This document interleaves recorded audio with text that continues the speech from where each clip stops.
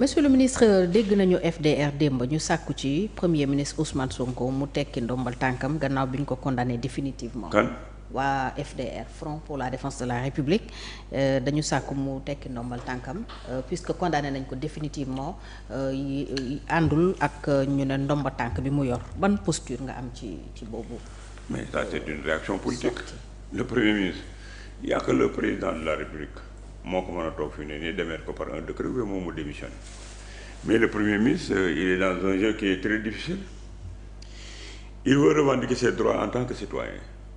Il veut qu'on lave son honneur parce qu'il ne voudrait pas laisser dans l'histoire des procès qu'on lui colle comme ça. Parce que les enfants demain vont faire des clics et vont voir tout ce qu'il a fait. Alors il voudrait que ñu dellu soit refuser yenn affaires yi pour que mu am une espèce de virginité ou bien un nouveau départ pour sa personnalité. C'est légitime et je le comprends. Mais toujours est-il que ça se fera au niveau de la justice. Il va falloir trouver quels sont les mécanismes pour éviter les confusions entre le citoyen qu'il est et la fonction qu'il occupe. te donc loolu toujours est-il que mën nañ ko étudier mën na nekk mais démissionnel moom kooku moom liberté am la soit il démissionne ou bien on le démet mais kooku du suñu rôle ñun pour di wax ci matière boobu. waaw waaye nag les gens peuvent avoir. lu jar mu démissionner donc yow amu fi. non gisuma lu jar pour mu démissionner la chose qu'il faut ça veut dire que ni nga xam ne bi ces discours mën na perturber suñu ay équilibre et c'est vrai. Parce que le Sénégal est un pays qui était très bien organisé. On avait une administration très forte, on avait un dispositif judiciaire bu baax, on a un parlement très bien structuré et au niveau de la présidence de la République, il y avait des experts, il y avait le bureau organisation et méthode. Au niveau de la diplomatie, nous avions les meilleurs diplomates de la sous-région. Le prestige du Sénégal et l'exception sénégalaise dont on parlait, c'est parce qu'il y avait des hommes de valeur qui fendaient la destination. Les présidents de la République, ce n'est pas eux qui jouent. Ils ont des projets sur le plan de la diplomatie. Ils demandent à nos diplomates de lui indiquer le chemin, de lui faire les écrits, defal ko li mu war a signé ak li mu war a signé su ko defee ça marché. Noonu la ñu war a redorer le blason. mais image boobu Sénégal ñàkk na ko. waaw li tax Sénégal ñàkk ko à des moments donnés de notre histoire nous n'avons pas pris les meilleurs d'entre nous. On s'est même séparé de ce qui était bon. Mooy le problème du président Macky Sall il s'est séparé des banqueurs les Gadiola ñoom ñëpp ils sont partis et tant d'autres donc ñuy def ay nomination politique mooy kan moo ma gën a déggal kan laa gën a wóolu ñu def ko on a nommé des gens qui n'étaient pas des diplomates. Regardez les ministres du président Macky Sall ñoom ñëpp boo leen gisee seen domaine excellence lañ foon. Quand vous prenez le cas de Ismaïla Madior c'est un constitutionnaliste il est très bien dans son domaine kenn mënu ko ci madame Aïssata Tall avocate de renommée la am na éloquence maîtriser na texte yi donc am na feneen fu ñu ko war a mën a def mais mënuñu koo def sur le plan de la diplomatie. affaire étrangère Ismaïla Madior place am du woon affaire étrangère ña seen place étrangère nekk mooy ñoom Mankeur Ndiaye yi nga xam ne bi fii lañ nekkoon ak ñoom Cheikh Tidiane Gadio yooyu. nga xam ne bi ñu fi nekkee amoon ay carnet d'adresse am ay relations internationales. liggéey nañ ko ba Sénégal blason ñu yëkkati ko ñooñu boo leen jëlul nommer leen aussi nga jël leen ñuy toog pour di conseiller. parce que dans certains comportements de notre République am nañ fay problème parce que su fekkee ne ceux qui étaient les meilleurs au niveau de la diplomatie ont pris la retraite te ñi leen remplacer du ñu dem puiser ci seen ay savoir c'est un problème. C'est comme si vous prenez le ministère de l'environnement ba ma fa nekkee bi may dem pratiquement damaa dem tous les colonels qui étaient là-bas ñoom Ndiawar ñoom colonel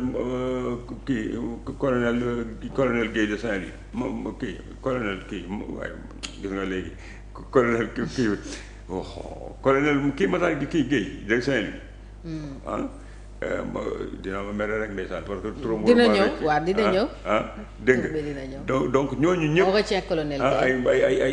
ay Matar Cissé ñoom ay Fallou Niang ñooñu ñëpp nga xam ne ñoo doon la crème de l'environnement ñoom ñëpp dañoo dem retraite te bu ñu demee retraite les jeunes yi fa des au lieu d'aller puiser dans ces réservoirs Momar Gueye non bu ma génnoon fii te tudduma colonel Momar Gueye du ma nelaw parce que colonel Momar Gueye c'est mon ami dañu liggéey Matar Cissé dañu liggéey Fallou Niang dañu liggéey Ndiawar dañoo liggéey Demba Ba dañoo liggéey gis nga ñooñu ay bopp lañu en matière d'environnement parce que dañ koo jàng dañ koo pratiquer. donc on n'a pas pris les meilleurs d'entre nous. kon ñooñu même soo leen dañoo dem retraite mais gis nga boo demee retraite xale bi nga xam da nga nekkoon ak moom mu xam la bu baax a baax a baax dafa war a ñëw di puiser ci sa réservoir. bien sûr nga di ko jàppale.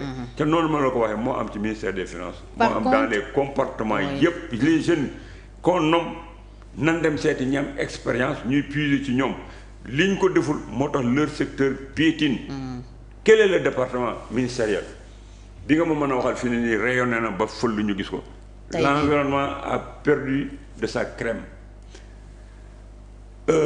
Kii nu mu tuddati boo demee fii seet ay ministère du tourisme crème perte na ko transport yeeg foofu jël mi ngi piétiner ou bien ma ngay wàcc parce que ñi assurer relève suñu assurer relève di soog a ñëw dañ naan man je ne vais pas parler avec un ministre de Macky Sall parce que ils ont comme complexe la ko tuddee quoi parce que ils ont le complexe boole ci nit ki dafa mel ni boo dikkee sax di leen jox ay xalaat da nga leen a xeeb ak dañoo mënut mais mën nga mën mais kii li mu am expérience ci environnement mais moom mën na la koo wax mën na toog sax këram yow ngay toog mu lay defal ay input di la jox di la accompagner à distance. d'accord dégg nga loolu benn fait bàyyi ma terminer parce que c'est oui. très important. Oui. Il faut que gars yi xam ne le travail à distance existe. Okay. Il y a des gens qui ne demandent pas à être rémunérés. te li ñuy def seen réew lañ koy defal parce que yéen a ko bokk moomu leen ko vous êtes des serviteurs des mandataires. Oui. donc loolu laa bëgg mu dugg ci bopp nit ñi dama bëgg le président Diomaye et le premier ministre Ousmane Sonko ñu xam une chose. C'est des serviteurs de la République. Leur contrat est à durée déterminée. Ils ont pris un engagement pour développer le Sénégal. kon war nañoo dem nekk le président de tous les Sénégalais le premier ministre de tous les Sénégalais di puiser ci réservoir de compétences et d'expérience que nous avons pour que ñu defar li réew mi soxla ak li ñuy xaar ci ñoom le président Diomaye ak moom war nañoo xool le miroir pour dire que ne aucun contrat n'est à durée indéterminée.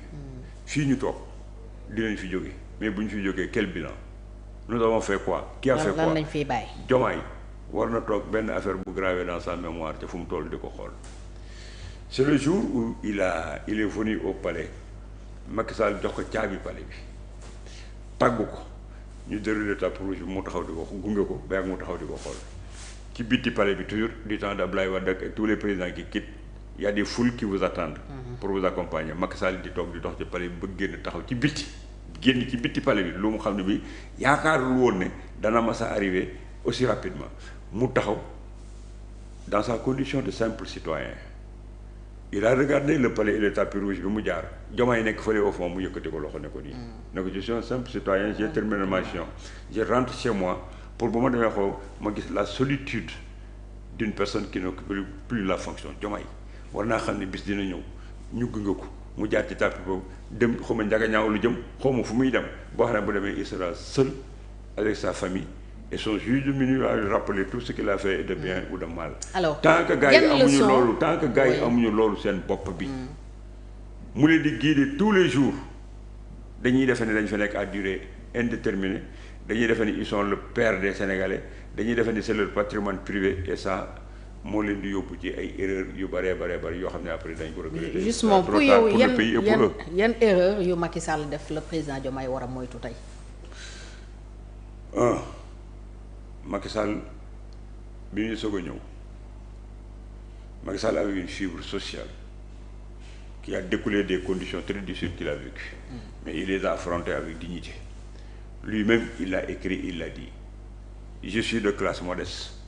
J'avais une maman qui était dans la difficulté. Je me suis battu et j'ai fait mes études au Sénégal. Et je suis devenu, j'ai grimpé.